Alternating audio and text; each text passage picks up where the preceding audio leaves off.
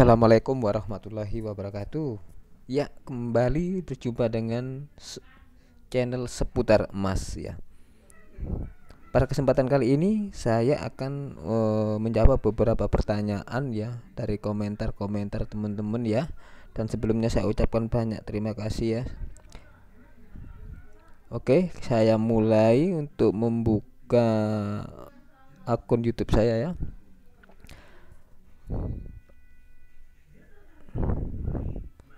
Oke, kita cari video saya ya. Kita cari, oke. Baik teman-teman. Ya, baik. Oke. Baik, saya ucapkan banyak terima kasih kepada teman-teman semuanya yang masih tetap setia pada channel ini ya. Meskipun beberapa waktu yang lalu ya, mungkin beberapa bulan ya saya tidak aktif di sini karena apa? Karena ada banyak pekerjaan yang harus saya selesaikan ya. Jadi saya mohon maaf kepada teman-teman semuanya. Jadi saya mulai saja dari pertanyaan-pertanyaan teman-teman semuanya ya. Saya mulai dari saya acak aja ya supaya lebih cepat ya. Tresno Negoro ya. Saya beli emas perhiasan cincin lilit di tahun 2019 dengan kadar 99% berat 6 gram dengan harga 4.200.000. Di 2001 saya jual kembali tanpa surat. Surat ada, saya sengaja jual tanpa surat dihargai 5 juta rupiah. Oke. Ya, itu kalau harga di tahun 2019 Mas. Memang ya. Memang sudah sepantasnya ya, sudah seharusnya ya ada semacam kenaikan ya. Apalagi di bulan-bulan tersebut itu ada kenaikan yang sangat tajam ya. Jadi sudah fair ya. Oke. Jadi begitu ya Mas ya. Oke, saya oke, ini Sabela Putri jual di rongsok besi yang punya timbangan gitu maksudnya. Gini Mbak Sabela ya. Yang saya maksud kita jual ya bukan di rongsok besi ya. Ya. Mungkin Mbak Putri juga tahu ya, mungkin di kota-kota ya, deket-deket ya pasar, deket-deket toko perhiasan masih kan ada ya benernya ya, jual beli emas ya. Jadi itulah tempatnya. Atau mungkin kalau memang Mbak Putri kenal dari teman-teman siapa biasanya yang jual beli emas atau pengepul emas, boleh itu dimanfaatkan ya Mas ya Mbak ya. Oke. Oke, Ibu Anas. Tadi barusan saya ke toko emas, lihat niat mau jual dan dulu belinya 420 per gramnya tahun 2015 dengan kadar Mas muda. 1 gram 400 doang padahal 1 lebih banyak ruginya. Ya, itu Mbak. Ya, Mbak Ibu Anas ya. Kalau di tahun 2019 kalau Ibu membeli dan mengembalikannya ke toko ya memang seperti itu Ibu ya. Ini kan apalagi ini emas tergolong emas muda ya. Emas 3,75 ini emas muda ya. Jadi saran saya memang sebaiknya kalau menggunakan membeli emas ya jangan membeli yang emas kategori muda ya Bu ya. Oke. Resta Amelia ya, yang mau saya tanyakan, jual emasnya ke toko lain pakai kwitansi atau enggak? Pengalaman saya jual ke toko lain malah lebih anjlok banget, harganya turun. Iya gini Mas, kalau surat itu kan sifatnya mengikat di mana Mas membelinya. Misalnya Mas beli di toko A ya, mengembalikan juga harus di toko A ya. Kalau Mas mau jual ke toko B ya, otomatis harga tetap mengikuti harga bahan dasarnya ya.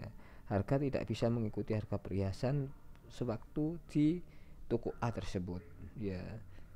Gitu Mas Resta. Oh Mbak Resta ya. Oke, terima kasih. Oke. Oke, ini saya punya tuah channel. Saya punya emas 16 karat 1,75 gram, tapi saat timbang di Pegadaian cuma 1 gram aja. Gimana itu? Dan saat saya mau jual lagi ke toko tempat saya beli sebelumnya, maka dihargai 900, padahal beli harganya 150 juta. Begini ya, kalau di Pegadaian ya memang itu taksiran kan ya, taksiran. Jadi 1 gram itu mungkin 1,75 gram itu mungkin di taksirannya 1 gram ya. Jadi Pegadaian juga untuk mengantisipasi ya, jadi tidak mau misalnya 1,75 di harga 1,75 ya. Jadi itu ya, Tua Channel ya, terima kasih. Cindy Pamela ya. Dari mana kita tahu patokan harga emas untuk kadar 70% dan kadar lainnya? Dari mana kita tahu patokan harga itu tetap mengikuti harga seluruh toko ya. Semua pemain emas ya itu menggunakan patokan harga internasional atau Indonesia lah ya. Seperti kalau harganya antam sekarang 1 juta ya, mungkin di kisaran 900-an itu bisa dijadikan patokan ya. Jadi dijadikan patokan untuk menentukan harga bisa 70%, 80%, 90% ya, dan lain-lain. Gitu ya Mas ya. Untuk daerah Jakarta jual di mana ya yang harganya yang bagus, punya kalung 10 gram? Saya kira banyak loh Mas ya. Muhammad Reza. Oke. Saya kira banyak ya Mas ya. Kalau untuk daerah Jakarta ya, Mas datang aja di pasar-pasar atau di toko lah.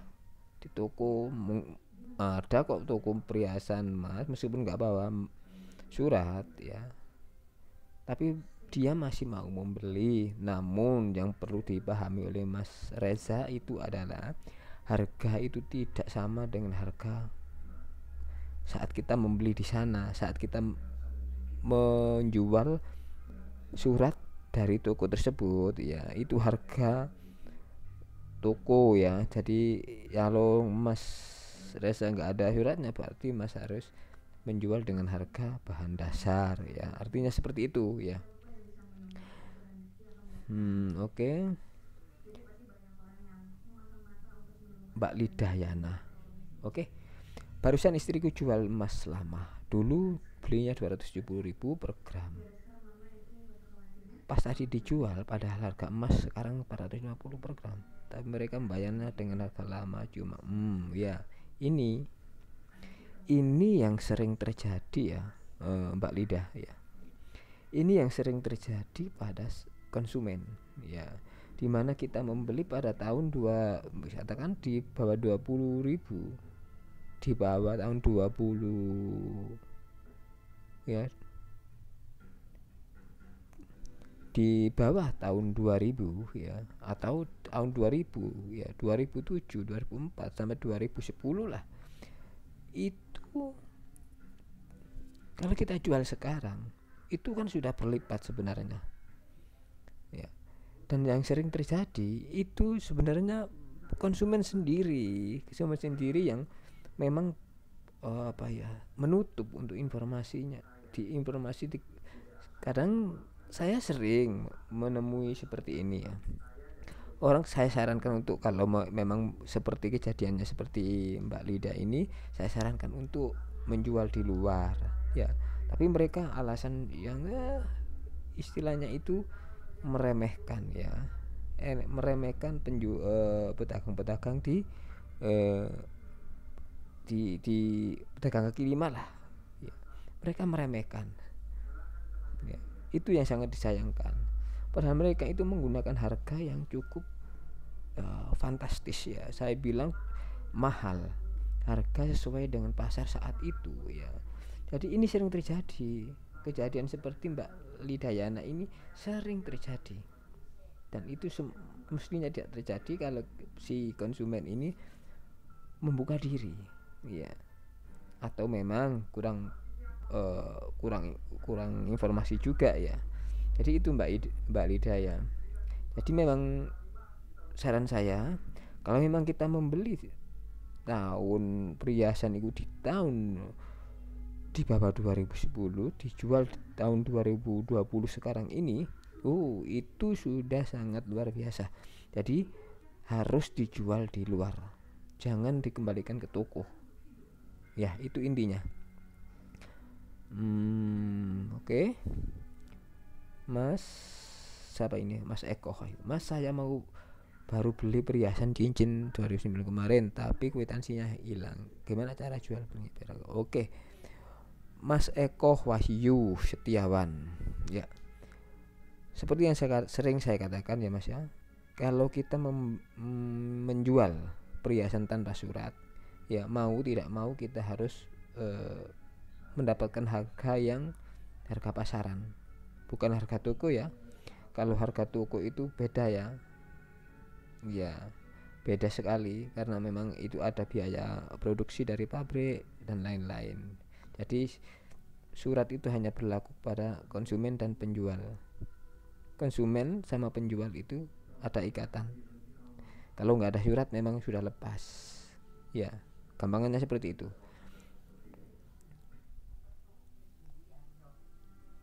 Oke, saya acak dulu. Jadi kemarin Mas apa ini, Salim Asmal. Jadi kemarin saya beli cincin emas 12 karat 1 gram, lebih harganya sekitar 500 ribuan lebih. Nah ini saya mau jual tapi suratnya nggak ada. Oke Mas Salim, jadi kalau nggak ada surat tetap harus dijual di luar ya Mas ya, saya katakan di luar ya, karena ini memang sudah nggak ada suratnya. Oke.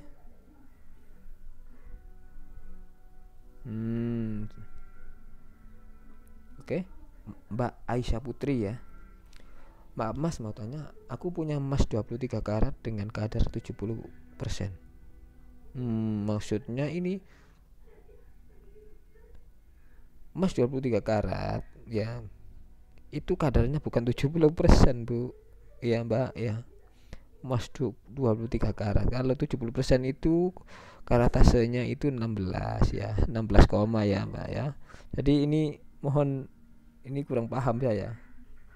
Oke, jadi mohon maaf ya, kalau memang itu dipertegas saja, nanti bisa hubungi saya di nomor WA ya. Oke.